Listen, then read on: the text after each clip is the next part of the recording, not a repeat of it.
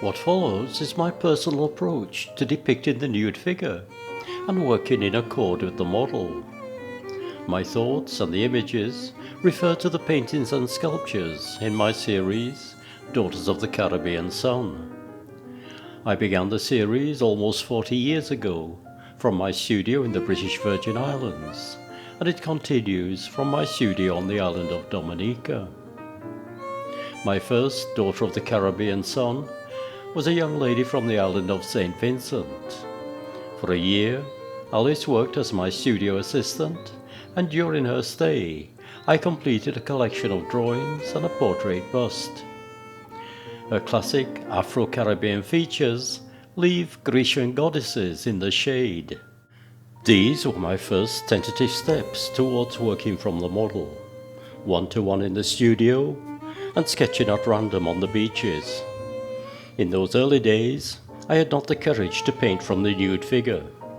The transition to the nude came with a young lady from the island of Grenada, who later became my wife.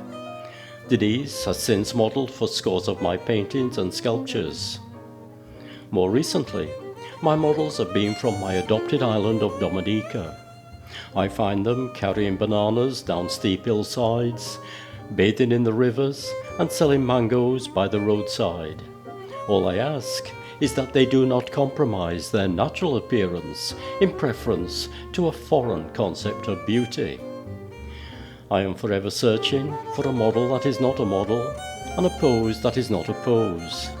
It's easier to find the conventional concept of beauty than it is to find the everyday figure that I need for my work. Equally, it is difficult to get everyday figures to just be themselves. It is essential that my models throw inhibitions aside and relax.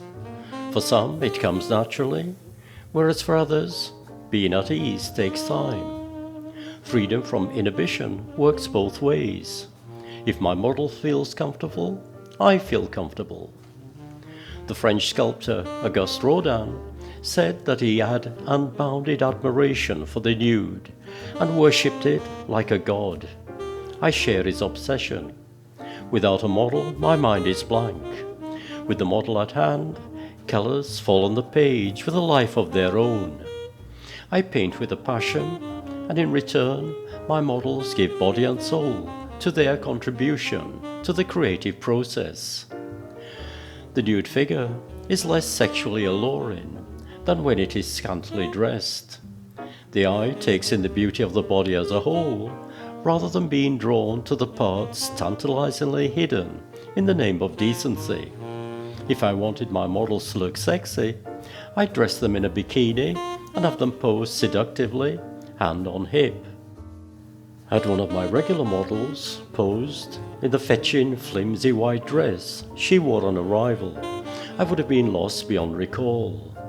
But as soon as she took it off, we were back to our normal working relationship. It can be said that the nude alone is well dressed. With a good model, words are superfluous. There are no set poses. The model is free to stretch and turn as she pleases. My task is to get the result of one stretch down on paper before she turns for the next. At the end of a session, we are unsure of what we've accomplished. It is too soon to judge. Modeling for the kind of beauty I want to portray isn't easy. The creative endeavors of artist and model are fraught with difficulties, and success verges on impossibility. Inspiration depends on the united body and soul of both. Trying too hard induces failure. Our shared muse laughs and flies when pressed and bidden. To capture the model in all her moods and changes, I've developed a rapid way of working in watercolor. This enables me to record the fleeting vision that I see at a glance out of the corner of my eye.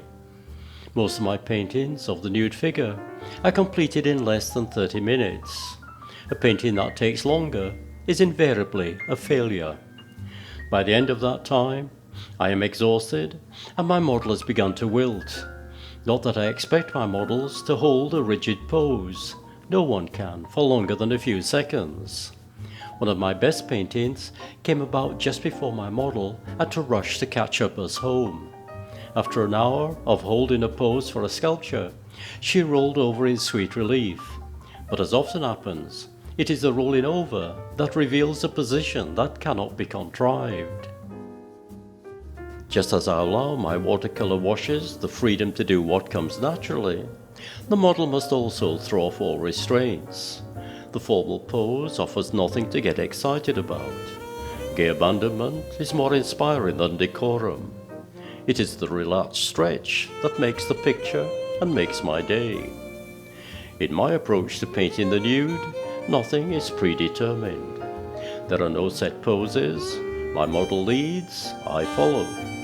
The result is set down against a virgin white sheet of paper. There are no distractions. I get bored viewing paintings of the nude that are correct in every detail, but fail to delight the senses, arouse the passion, and excite the imagination.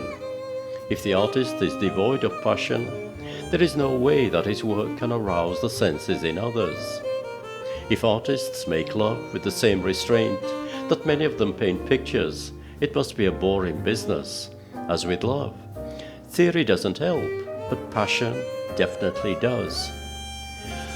From an early age, we are taught that the naked body is a shameful thing, whereas in fact, it is the most virtuous and natural thing in the world. I have found that even the most hesitant model soon becomes comfortable in her own skin. I envy my models, for in the heat of the tropics, they are far more comfortable than I am. At the end of a session, I can sense their reluctance to exchange the freedom of the nude for the restrictions of being clothed. The innocence of the nude cannot be divorced from sexual desire and erotic implications.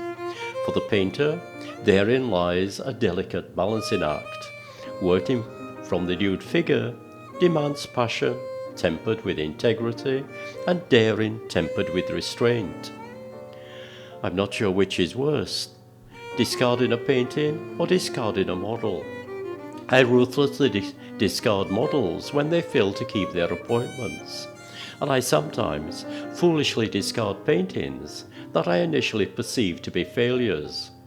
A painting of a model at a first session that I set aside, I now consider to be a success. She modeled for me only once. For the second session, she slept in. I wish now I could rescue the model, for she had all the attributes I need for my work. All of my paintings are records of brief visual love affairs. This then begs the question, what price can be placed on a love affair? Visitors to my studio are left in doubt as to whether I want to sell a painting. The painter, James Whistler, had a similar evasion and referred to it as the indignity of being sold. I have given away more paintings to my faithful models than what I've sold to buyers. But as the model has shared the emotions that are an essential part of the creative process, they deserve to share the fruits of our labor. Although I am familiar with every inch of their body, I am famous for not recognizing my models beyond the four walls of the studio. Recently, while queuing at a supermarket, I was attracted to the features of the cashier. When it was my turn to cash, I plucked up courage and asked her if she had ever considered modeling. She rolled her eyes and answered, "Roger, I already do model for you." 40 years ago, a young lady threw discretion aside and sat naked on a deserted beach in the Virgin Islands. Whereas the camera lens would have been considered an intrusion into her privacy, a sketchbook invites permissive and unabashed curiosity. I was able to capture the memory of that fleeting moment in a watercolor. No words were spoken, but when I had finished, she shyly asked, "May I see?" If my consent seemed hesitant, it was only because, through my work, I also stand naked before the searching gaze of onlookers. The novelist Thomas Hardy, writing with reference to an author's rough notes, says, "If they are interested enough when enlarged to the size of an article, what must they have been like in their concentrated form? pure rectified spirit above proof, before it is lowered to be fit for human consumption. The same holds true for a sketch, before it becomes modified as a finished painting. In recent times, the camera shutter has made the lightning sketch a thing of the past. Artists have become reluctant to set down their fleeting vision. Laboured finished, with a photograph for reference, is the order of the day, whereas the sketch says all that needs to be said in a few hurried lines. I hope this video will encourage a new generation of artists to work from the live model, and to heed these words of advice from a past master of the nude figure. Take the shoes from off thy feet, for the ground you are about to step upon is holy ground.